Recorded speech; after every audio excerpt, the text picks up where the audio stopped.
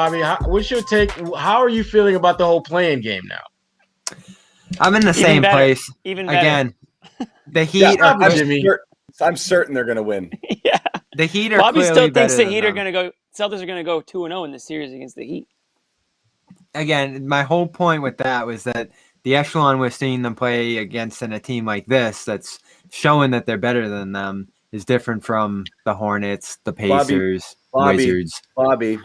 Bobby, we had a lot of text conversations where you're like, look at the Heat. They're not that good. Like, for real. Is there any question Heat watching fans aren't this, panicking. Is there any question watching these two teams play that one is not clearly the better team, not just a better team, plays a better brand of basketball? That's what kills me, is all of this talk. And again, a lot of it's going to come down on Brad again here, justifiably or not. But for whatever it is, all of this talk of Brad needs to yell more and needs to fire people up. Brad needs to come up with something that works on the court, and then the team needs to do it. Because the Heat have something that works on the court, and the Celtics do not, particularly on offense. I know we talk about defensive lapses, and that's always a huge issue here, but the offense that the Celtics run on a nightly basis is freaking gross. And no matter what they do, I don't think the offense was the issue at all. However long they're able to do it, they devolve into ISO type stuff. They played with pace early, they never maintain it, and they always go back to the stuff that kills them all season long. And it is what it is. The offense is actually, nice. If you look at the numbers and what they're doing on offense, it's perfectly acceptable. It might not look great. It might not be getting the job done. But if they were bringing the defensive, even just an average defensive effort, they'd be fine. Thank you, Amit. Good job. I mean, you look at the number, and I know it's very split along half lines, but especially in these second halves, they've been brilliant offensively. But the defense is just so do that when they're running up late points. You can't look at numbers when they're running friggin' layup drills late in the game because the other team stopped giving a shit. Okay, I know, but they stagnate when it matters. When the pressure gets turned up, they don't get tough. They don't go to the basket enough. They settle for shots, and then that's where they end up. It's not the offense. It's the defense.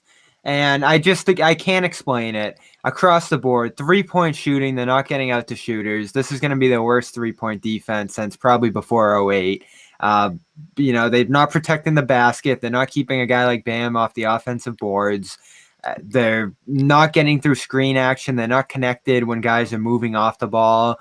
And bringing in guys like Edwards, they did it again tonight. Experimenting off the bench doesn't help with that. But just overall, even with the starters, Tatum, bad defensive game. Thompson, awful defensive game. Tatum, indifferent again. Yeah. Really indifferent on both ends of the floor. Didn't want to put the fight, didn't want to put the effort in on defense, and didn't want to be aggressive on offense. It was another one of those games on a night again when Jalen is out. We talked about the gut check sort of game, and yes, I do think they came out and definitely got whatever the memo from Brad. Play fast. Don't let the Heat settle into their defense. Don't get caught there swinging the ball around and letting letting them do what they do. Don't let them get set up. And they did it early, and it worked a little bit. And then they get away from it again. And I thought Tatum again, not enough aggression, not putting up enough shots. When Jalen's out, he's got to take it a little bit more on himself here to create, to be quick, to be a decision maker. Didn't happen. Fournier and Kemba are those guys right now, and not Tatum. And that's surprising to me. This team, I've never seen a team like this before, where there's a clear and undeniable blueprint for how you should play. And they don't do it. And they look at it and they basically, give them it up. They give them the 3-finger salute and say, "We don't care about that." No, they do it. They do it for a little bit. They watch it work, and then they're like, "I'm all set. I'm going to do something else for the other 36 minutes." Right. I mean, is if there was ever like a basketball ED pill, this team would be a great case study trial group to test it on, because they clearly play great for a very small segment of time, blows your mind away, and then they get lent for a really long time. That's a long time. Sherrod wants some of the juice. Something. Because clearly they know how to play well. This is so different than some of the other teams that Brad has struggled They with. can't Teams get that weren't shots very up good. after. This team, he's had teams that weren't very good, and he got great value out of them. The one thing that when I look at this team and I'm thinking more and more about what the hell went wrong with this group, I keep coming back to the fact that when you look at the amount of veteran brain power that has left this organization in the last 3 or 4 years, Marcus Morris, Al Horford, Gordon Hayward, the list goes on and on and on. And then you look at the guys that are filling those voids. Grant Williams, Robert Williams, Carson Edwards, Aaron Nesmith. While all those guys might be decent players at some point, they're not going to help you significantly now, and yet you're counting on them to do that. Well, the Tristan thing has just been a complete failure at this point. Absolutely. He showed that sign out of his return from COVID, and he did play a great month or so after that on the defensive side of the floor. But in a series like this, and again, John said to start the show, I was fully confident in them taking this series, or at least splitting it like they needed to. I thought they split it. He was a big reason why. He played well against Bam in January. He's the guy you brought in here to bang with a guy like that, match up with him physically. And in both these games, the way Bam just slid by him to the offensive boards, like he wasn't even there, got to positions and made plays, made key shots against him. Like he was playing against a child. Like it was easy. It was like almost in the like playoffs last year. Thompson's had some bad games. Tonight might have been his worst. He just had no impact on this game whatsoever. 1 of 4. Bam had a huge game against him. 4 fouls, no rebounds. I can't put this one in the worst game for Tristan category because he's had so many. I can't distinguish between this one and frankly, a lot of games he's played this year. Well, I just bad. Those Philly ones early in the year were horrible too. Yeah, those are horrible. When he gave up like 60 to Embiid in 2 games. Brutal signing. I don't know how they're going to get off that, or if they're even in a position to. They don't have the center depth, and they probably don't want to lose it. I don't know how they make up for that if they end up losing them, and it's not an easy contract to move, even though there's only 1 year left. I don't even know what to say. Like, it didn't work. There's obviously not much ramp up toward the playoffs like he imagined there would be, or he said that this team would end up getting to. That comment's going to come to define the year.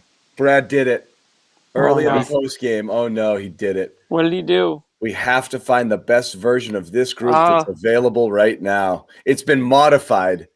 It's been qualified. But it's still there. Drink. The best version of this group. Everybody drink. So, in other words, if best version of what's left over. Dumpster fire. We need to get the best version of this dumpster fire. Well, you hear what he said? Fire. You hear what he said pregame? Not good. Can't put lipstick on a pig, man. You hear what he said pregame? He said, "We think we can be a nuisance." They're a nuisance. That's sad. They're a nuisance to me. Absolutely a nuisance. That's sad.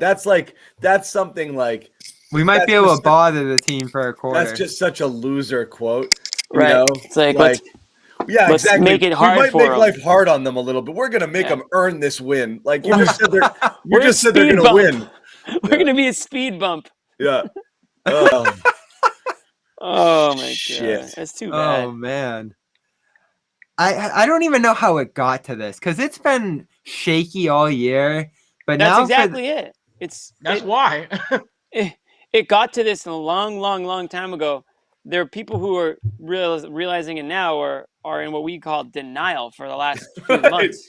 And there are many of them out there, especially the Celtics fans. They're scrambling on Twitter right now to make sure they get their takes in before they're officially eliminated. Get them in now. This reminds me of the Kyrie season. Crew. Yeah. This reminds me of the Kyrie season. Just perfect.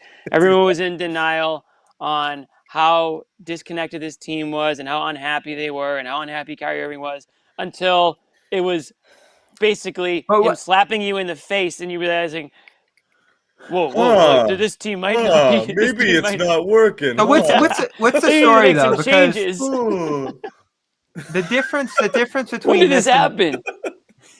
The difference between this and 2019 still is that the expectations coming in were pretty low, and set by you guys especially. You guys came into the season saying This isn't a very good team. 5 seed at best is what I thought. Yeah. The biggest difference. But they still underperformed. Right. The biggest difference between this team and that one is that you knew one of the key elements that was without question a factor was Kyrie Irving. You knew that was one of the big reasons why they suck. This team, there are big fat nuggets everywhere. A little bit of Brad, a little bit of Danny, a little bit of players, a little bit of youth, a little bit of no fans, a little bit of health and safety protocol. A whole lot of COVID, all of that stuff. Yep. Yeah, there's so many reasons why this team has sucked this season that you can't put all your eggs in one significantly large basket and say this is the main reason why they're bad. Which to me is really bad because it makes it so much harder to figure out how to fix this. Hi guys, Cedric Maxwell here. I want to take a minute to tell you about Marigold Medical. I'm used to keeping my body in great shape, but with arthritis, even the most simple everyday tasks became unbearable. As soon as I called Marigold Medical, I knew I was in good hands. No drugs, no surgery, just an experienced team of caring professionals that wanted to get me back to doing the things I love.